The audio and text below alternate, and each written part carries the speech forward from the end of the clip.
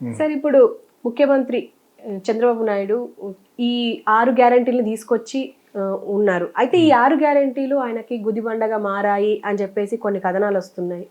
అయితే నిజంగానే ఇలా అంటే ఆ 6 గ్యారెంటీల కూటమికి ప్రభుత్వం అంటే భారంగా మారే అవకాశం ఉంది అంటారా? ఇలా మారితే ఇటు ఉప ముఖ్యమంత్రి అయిన పవన్ కళ్యాణ్ ఏం చేస్తున్నట్టు? ఇక్కడ మంచి క్వశ్చన్. ఎందుకంటే ఉప ముఖ్యమంత్రిది కూడా ముఖ్యమంత్రి గారికి ఉన్నంత బాధ్యత ఉప ముఖ్యమంత్రి కూడా ఉంటుంది. ఎందుకంటే అతను అంత గట్టిగా మాట్లాడిన వల్లనే జగన్ని చిత్తుగా ఓడించి ఈరోజు గవర్నమెంట్ ఫామ్ చేయడానికి కారణభూతులైన పవన్ కళ్యాణ్ డెఫినెట్గా ఈ must be also in a position to answer నువ్వు అడిగిన క్వశ్చన్కి సంబంధించి. ఈ గుదిబండగా మారటం అంటే అతను యాక్చువల్గా సంపదను సృష్టించి నేను ఇవన్నీ చేస్తాను అని ఒక మాట అన్నాడు ఆయన. ఎక్కడ చంద్రబాబు నాయుడు గెలవడం కోసం ఏమైనా చేసే మనిషి చంద్రబాబు నాయుడు. సంపదను సృష్టించాలంటే వాళ్ళు ఇచ్చిన ఇవ్వకపోయినా వాళ్ళు క్రియేట్ అంటే రియల్ ఎస్టేట్ ద్వారానో ఆల్రెడీ జడ్జిలతో సహా కొనుక్కున్నారు వాళ్ళ కమ్యూనిటీలో అమరావతిలో. సో అక్కడ మొక్కలు పొలిచేటట్టుగా చేసాడు మనవాడు. వాళ్ళు ఏవైతే చేశారో దానికి వ్యతిరేకం చేస్తానని నాశనం చేసాడు. అది పొరపాటు. సో దాన్ని మళ్ళీ రీజనరేట్ చేసి మళ్ళీ రీకన్స్ట్రక్ట్ చేయడానికి డబ్బులు కావాలి. అంటే సంపద సృష్టిందన్నప్పుడు రియల్ ఎస్టేట్లో సృష్టించవచ్చు. అక్కడ 1000 ఎకరాల మీద ఎకరానికి 5 కోట్లు చెప్పవచ్చు, 5,000 కోట్లు వస్తుంది. నిజంగా అక్కడ అన్ని ప్రాజెక్టులు వస్తున్నాయని చెప్తాను. ఎలా సృష్టించాలనేది మనకంటే ఆయనకే బాగా తెలుసు. ఆయన ప్రామిస్ చేసింది ఆయన. ఇవన్నీ మనసులో పెట్టుకుని నేను 5 సూత్రాలు చెప్పాడు కదా, 5 చేస్తానని. అదేంటి కాంగ్రెస్ మేనిఫెస్టో కాపీ కొట్టారు. కర్ణాటకలో వాళ్ళు చేస్తాను ఫ్రీ బస్ అని రకరకాలు పెట్టారు. ఓకే, తర్వాత ఈయన ఏవైతే క్రిటిసైజ్ చేస్తూ వచ్చారో ఈ వాలంటీర్ సిస్టమ్ అని అదని ఇదని చెప్పి ఎలక్షన్ ముందు మళ్ళీ ప్లేట్ మార్చేసి వాళ్ళ మీద చెప్తే బ్యాడ్ అవుతామని చెప్పేసి ఈ వాలంటీర్లకి 5,000 ఇచ్చింది 10,000 ఇస్తాం అని అన్వాంటెడ్గా ఏదో ఎన్ని ఫేక్. చంద్రబాబు నాయుడు మాట్లాడేది 90% ఫేక్. ఫేక్ అంటే అప్పటికప్పుడు కన్విన్స్ చేసేసి ఏదో ఘటన అయిపోయి టైప్. అది నాట్ కరెక్ట్. అది రాయేది ఎవరును. ఈ వీళ్ళ మ్యాగజైన్లు అనుకున్నా వీళ్ళ టీవీలో అవి చెప్పరు. నువ్వు సంపద సృష్టించానన్నప్పుడు you must show us. So నా finally you went to blackmail Amit Shah and Modi. ఏదో విధంగా నువ్వు బ్లాక్మెయిల్ చేస్తున్నావు వస్తున్నావు అని చెప్పేసి వాళ్ళు ఇంటెలిజెంట్ వాళ్ళు ఉంటారు అక్కడ. వాళ్ళు చెప్తారు కదా, ఇతను నువ్వు ఏ మినిస్ట్రీ ఇచ్చినా కూడా ఒప్పుకుని నాకు ఇవ్వకపోయినా పర్లేదు అన్నట్టుగా ఎందుకు అనుకున్నాడు. 18 మంది ఉన్నారు, 16+2 జనసేన కలిసి. అన్ని ఉన్నా కూడా ఎందుకు ఇన్సిస్ట్ చేయలేదంటే వాళ్ళ మినిస్ట్రీలో ప్రామినెంట్ పోర్ట్ఫోలియోస్ ఇవ్వమని. ఇంకో ఇచ్చిన చెత్తది ఎర్రనాయుడు కొడుకు ఇచ్చింది సివిల్ ఏవియేషన్. అది అక్కడ ఏ పని ఉండదు అక్కడ. వాళ్ళ ఫ్యామిలీ ఒకళ్ళు తిరిగి రావచ్చు ఫ్లైట్లలో. ఓకే, తర్వాత ఇంకో పెంబస్థాన్ అన్న అతనికి ఇచ్చే సహాయం అంతే. అది పెద్ద ఏం ఉండదు. సో ఇది తెలిసి కూడా ఎందుకు ఒప్పుకున్నాడంటే నాకు మెయిన్ ఇది కావాలి. ఇది లాస్ట్ టర్మ్ అయినా ఈ టర్మ్లో ఎంత చేశాడో ఎంత సంపాదించుకోవడం అనేది మీద ఆధారపడి ఉంది. అంతే కదా, 75+ అంటేనే. సో అంచేత ఆ దాహంలో ఉన్న చంద్రబాబు నాయుడికి వాళ్ళు ఏదో సమాధానం క్లవర్గా చెప్పారు. వరల్డ్ బ్యాంక్ ద్వారా ఇప్పిస్తామన్నట్టుగా చెప్పి వాళ్ళ చేతిలోంచి డైరెక్ట్గా ఇవ్వకుండా ఇది చేశారు. అది మొత్తం అంతా లోక విద్యుత్ అయిపోయి అందరూ గొల్లగోలు చేశారు మనతో పాటు. నిజంగా డబ్బులు ఇచ్చారా? ఐ వాష్ గురించి ఐ వాష్ చేసి మొత్తానికి ఏదో కంటి తుడుపు అంటారు కదా, ఆ టైంలో పంపించారు. డబ్బులు ఇస్తారు. ఎలాగిస్తారంటే ఇప్పిస్తారు. అసలు ఇవ్వకుండా కాలం జరగదు. వీళ్ళు ఇచ్చేసారు అన్నట్టుగా సంకలు గుద్దుకున్నారు. కానీ ఇంకా ఎలాగిస్తారో అది మీకు అప్పుగా ఇస్తారా ఎలాగిస్తారు, ఎలాగైనా కూడా డబ్బులు కావాలి. అప్పుగా ఇచ్చినా కూడా లేకపోతే తీర్చినారు మీరు ఇస్తానారా అని కూడా అనొచ్చు. ఇప్పుడు ఇతని చేతిలో నితీష్ కుమార్ అతను ఆయన బీహార్ వాళ్ళ చేతుల్లో ఎక్కడ ఉంది, గవర్నమెంట్ ఉంది ఇప్పుడు. కానీ వీళ్ళ నమ్మకం ఏంటంటే చంద్రబాబు నాయుడు గారి ఎక్స్పీరియన్స్ కాబట్టి ఇండియాకు అక్కడ ఉంది కదా, ఇండియా కూటమి నిలబడదు. ఫస్ట్ వెస్ట్ బెంగాల్ ఆయన దీదీ ఒప్పుకోదు. ఆవిడకి ఇస్తేనే ప్రైమ్ మినిస్టర్ ఒప్పుకుంటుంది. రాహుల్ గాంధీ ప్రైమ్ మినిస్టర్గా ఉంటున్నట్టు ఒప్పుకోని వ్యక్తి ఎవరంటే ఆవిడే. సో అది నిలబడదు. అంతమందితో సంసారం సాగదు. నేను మొట్టమొదటి నుంచి చెప్తున్నాను. ఆ ఒక్క నమ్మకంతో చంద్రబాబు నాయుడు ఎట్టి పరిస్థితుల్లోకి వీళ్ళ తరపున వెళ్ళి వీళ్ళ దగ్గర డబ్బులు లాగుతాం. వీళ్ళకి కూడా గవర్నమెంట్ ఫామ్ చేయడానికి చాలా తహతహలాడుతున్నారు. మనం కానీ చేయకపోతే గవర్నమెంట్ ఉండదు. ఎందుకంటే వాళ్ళు ఆశించడానికి సీట్లు రాలేదు బీజేపీ. ఓకే, ఇదే టైంలో రకరకాల misunderstandings with RSS, Yogi Adityanath ఇవన్నీ జరుగుతున్నాయి కాబట్టి ఈయనకి బాగా తెలుసు ఏది లేకపోయినా ఎక్స్పీరియన్స్డ్ పర్సన్ కదా. ఎవరు ఈయనను నితీష్ కుమార్, మన చంద్రబాబు నాయుడు గారు. అంచేత ఈయన క్లవర్గానే వేశాడు. నువ్వు మినిస్ట్రీలు మంచి ఇచ్చినా ఇవ్వకపోయినా పర్లేదు, స్పీకర్ ఇచ్చినా ఇవ్వకపోయినా పర్లేదు. ముందు ఇవన్నీ ఏం చేశాడు ఆయన? ఆ రోజుల్లో బాలయోగిని చేశాడు. బాలయోగి అంటే అమలాపురం నుంచి వచ్చిన ఆ క్యాండిడేట్ని స్పీకర్ చేశారు. అప్పుడు కూడా ఈయన ఎన్డీఏకి చైర్మన్ ఈయన. సో ఈసారి అలా అనుకోలేదు సార్, మెయిన్ డబ్బులు కావాలి. ఎటు వెళ్ళినా స్పెషల్ స్టాటస్ ఇవ్వని అంటున్నారు. ఓకే, కనీసం డబ్బు అనే లాగుదాం ప్యాకేజ్. అప్పుడు మనకు మనం చేస్తుంటేనే చీఫ్ మినిస్టర్ డబ్బులు వస్తాయి. చేయటంలో ఉన్నటువంటి నిబద్ధత, నిజాయితీ గురించి నేను మాట్లాడలేను, బికాజ్ ఇట్స్ చంద్రబాబు నాయుడు కాబట్టి.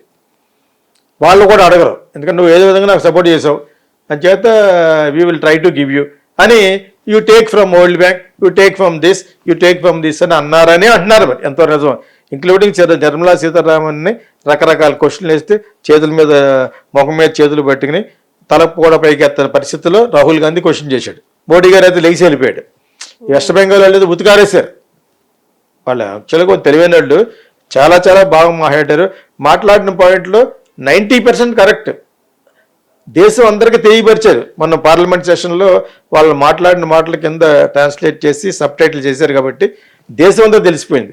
కొన్ని అంతకుముందు మనకు తెలియవు, అవన్నీ కూడా తెలియపరిచినట్టుగా మొన్న పార్లమెంట్ సెషన్లో మోడీ గారి ముఖంలో అయితే రక్తం లేదు, ఈయన ముఖంలో అయితే బిక్కబొక్కం పెట్టేసినట్టు ఎవడో అమిత్ షా. నిర్మలా సీతారామన్ బడ్జెట్ చదివిన తర్వాత ఆ తర్వాత వచ్చిన విమర్శలు అంచెలంచెలుగా వస్తున్నాయి యూట్యూబ్లో. ఆవిడైతే కొన్ని దాంట్లో సమాధానం ఎలా చెప్పాలో కూడా తెలియని పరిస్థితి ఏర్పడిపోయింది. అంటే గవర్నమెంట్ ఆల్మోస్ట్ 90% బ్యాడ్ అయిపోయింది. అయినా కూడా గవర్నమెంట్ స్థిరంగా ఉండడానికి కారణం ఎవరో? మళ్ళీ మన స్టేట్కి వస్తున్నాం, చంద్రబాబు నాయుడు, నితీష్ కుమార్. వాళ్ళిద్దరి వల్లే వాళ్ళిద్దరూ వెళ్ళిపోరు. ఎందుకంటే వెళ్ళిపోతే అక్కడ వీళ్ళు ప్రామిస్ చేస్తారా, ఏమని చేస్తారు? అవసరమైతే చంద్రబాబు నాయుడు ప్రైమ్ మినిస్టర్ కూడా ఇస్తామని అనొచ్చు వీళ్ళని పడగొట్టడానికి. అది నిలబడదు. అది అలా నిలబడిన చంద్రబాబు నాయుడు అంటే వాళ్ళకి తెలుసు ఇటువంటి క్యాండిడేట్ అని.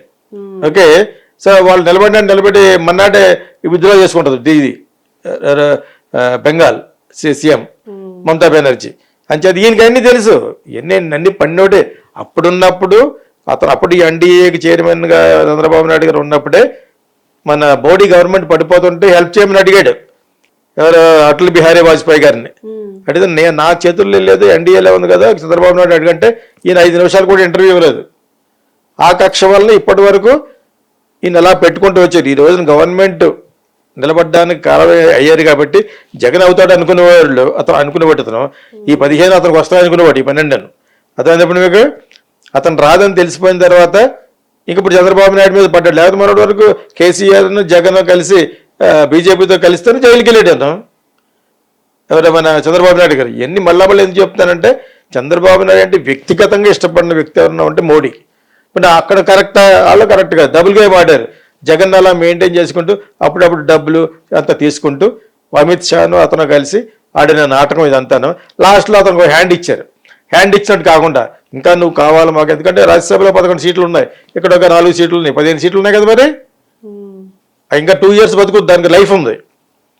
అంచేది అతన్నే మెయింటైన్ చేస్తూ ఇతన్నే కూడా ఎందుకు మెయింటైన్ చేస్తారు? ఇంటెలిజెన్స్ ఏమని చెప్పింది, ఈ కూటమి బాగా ఇచ్చేసింది పవన్ కళ్యాణ్ అల్లరి చేయటం వలన, అంచేత గెలిచిపోతారు ఇప్పుడు అన్నప్పుడు ఇంకా జైలు నుంచి కూడా వీడు వెడగొట్టేసి కలిసిపోయారు, బీజేపీ కలిసిపోయింది.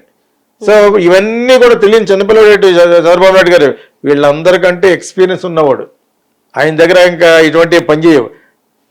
ప్లస్ ఆయనకి తెలుసు ఇప్పుడు డబ్బులు లాగాలి వాళ్ళ దగ్గర, బై హుక్ ఆర్ కుక్ we must take money from them అని చెప్పేసి ఆయనకి ఇష్టం లేని మినిస్టర్లు ఇచ్చినా ఏమనలేదు, స్పీకర్ ఇవ్వకపోయినా ఏమనలేదు. ఫస్ట్ ఐ వాంటెడ్, మీరు ఇస్తే ఉన్నట్టు లెవెల్లో ఉన్న లాస్ట్లో మా చెత్త పడేశారు. సివిల్ ఏవియేషన్ ఎవరికి కావాలి? ఎర్రనాయుడు కొడుకు, అది వేస్ట్. అది తర్వాత పెమ్మసానియా ఎక్కువ డబ్బులు ఎలక్షన్లో కమిట్ అయిన అతను ఎవరు? పెమ్మసాని, గుంటూరు. ఆయనకు మినిస్టర్ ఇచ్చాడు. ఈజ్ ఎలిజిబుల్ బికాజ్ ఆయన బై ఆల్ మీన్స్ అవసరమైతే సొంత డబ్బులు కూడా ఖర్చు పెట్టగల సత్తా ఉన్న ఒక successful business man in US కదా. ఊరికి అప్పుడప్పుడు ఇంటర్మీడియట్ తర్వాత కష్టపడ్డానని అన్నాడని నేను 2-3 సార్లు అన్నాను కానీ, but otherwise is the right person to get a very good portfolio. యాక్చువల్గా సహాయ మంత్రి ఒకటి మెయిన్ ఇవ్వాలి, కాకపోతే ఫస్ట్ టైం గెలిచాడు కాబట్టి మెయిన్ ఇవ్వలేదు, సహాయ మంత్రి ఇచ్చారు అక్కడ. ఓకే, ఈ టైంలో ఈ 5 ప్రామిసుల్ని గట్టెక్కిస్తాడా లేదా అనేది ఆయన మైండ్లో లేదు.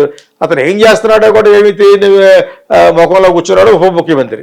ఆయనకి అసలు ఏం తెలియక ఆ డొక్కా సీతమ్మ హోటల్ గురించి మాట్లాడుతున్నాడు. అయ్యి ఎందుకు ఇప్పుడు ₹5 భోజనం పెడుతున్నారు, ఆ డొక్కా సీతమ్మ చేసింది ఒకప్పుడు. ఆవిడ యొక్క గొప్పతనం గురించి మాట్లాడుతూ అక్కడ కూర్చుని ఇక్కడ కూర్చుని అంటే కొండం తవ్వి ఎలకన బట్టి టైప్లో అతను మాట్లాడి అన్ని చిన్న చిన్నవి మాట్లాడుతున్నాడు. మెయిన్ థింగ్ మీరు అడిగిన ప్రశ్నకి ఆయన బాధ్యత ఉపయోగించాలి. ఈ 5 ప్రామిస్లు plus what is happening for our state. ఇప్పుడు చంద్రబాబు నాయుడు చేసేది అన్ని కరెక్టా కాదా అనేది తెలిసే పొలిటికల్ విశ్లేషకులు అతను వెనకాల ఉండాలి. ఆయన నాకేం కనపడలేదు పాపం, ఏం తెలియనట్టుగా ఉన్నాడు. అతను మాట్లాడేది ₹5 భోజనం పెట్టేది ఇలా చేయండి, తర్వాత వచ్చి డొక్కా సీతమ్మ ఇంత చేసింది, అవన్నీ ఎందుకు ఇప్పుడు అన్నాను. అయ్యా what is their small affairs అవన్నీ. అవి ఎందుకు మాట్లాడుతున్నాడో అర్థం అవ్వట్లేదు.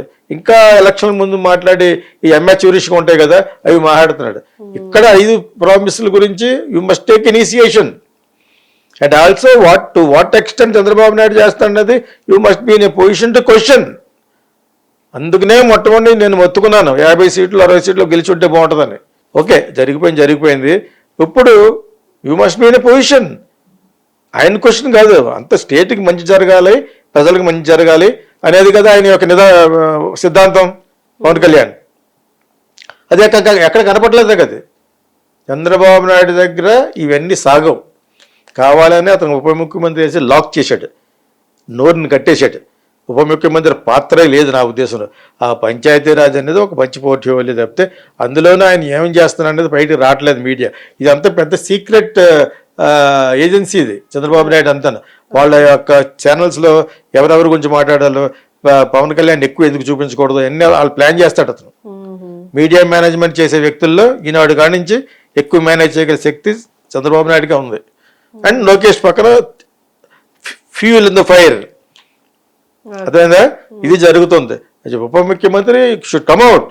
మిస్టర్ పవన్ కళ్యాణ్ అవర్ ఉప ముఖ్యమంత్రి, please come out and take initiation. Political విశ్లేషకును కూడా పెట్టుకో వెనకాల. What is happening in Delhi, what is happening in Chandrababu Naidu mind, what is happening in Andhra Pradesh. అది అడగలగానే మాట్లాడితే డొక్కా సీతమ్మ అవన్నీ అవి చిన్న మాకు అలా కనపట్లేదు. మరి I'm so sorry. Okay sir, thank you.